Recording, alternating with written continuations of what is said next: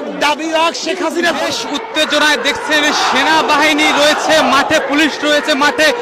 সরকার পদত্যাগের এক দফা দাবিতে কিন্তু চরমনায় পীর দেখছেন, নিজে কিন্তু পায়ে হেঁটে কিন্তু দেখছেন তিনি এগিয়ে যাচ্ছেন। সরকার পতনের ডাক দিয়ে কিন্তু মাঠে নেমেছেন হাজার হাজার তাওহীদি জনতা, ইসলাম প্রেমিকদের মানুষদের নিয়ে ছাত্রদের পক্ষে কিন্তু সরকার পতনের ডাক দিয়েছে।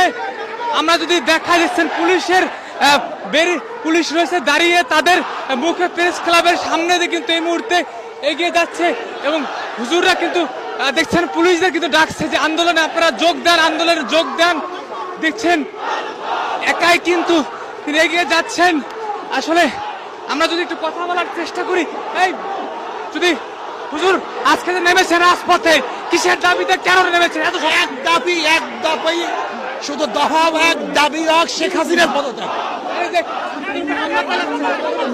এইটার বিচার চাই এবং এই বিচারের জন্যই শেখ হাসিনার পদত্যাগ ব্যতীত বিচার হবে না। কারণ খুনির বিচার করতে পারে না।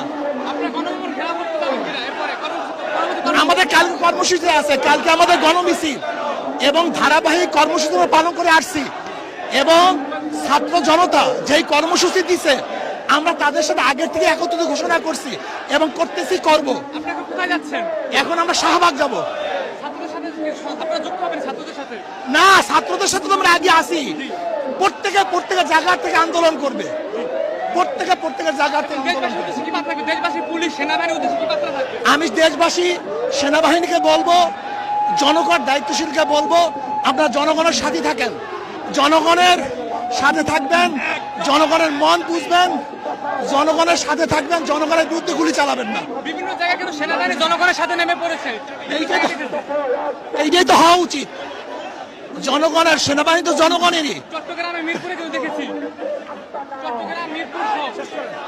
চট্টগ্রাম মিরপুর শহরে এইটাই তো নিয়ম, এইটাই তো দেখছেন।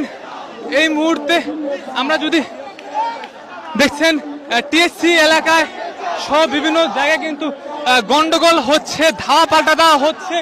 তার মধ্যে কিন্তু চরমনায় পীর সাহেব রয়েছেন, তিনি কিন্তু দেখছেন এবং চরমনায় পীরের যে দল রয়েছে তারা কিন্তু দেখছেন রাজপথে নেমে, মাঠে নেমে কিন্তু ছাত্রদের সাথে একতা প্রকাশ করে দেখছেন তুমুল শক্তি নিয়ে কিন্তু শাহবাগের দিকে কিন্তু এগিয়ে যাচ্ছেন।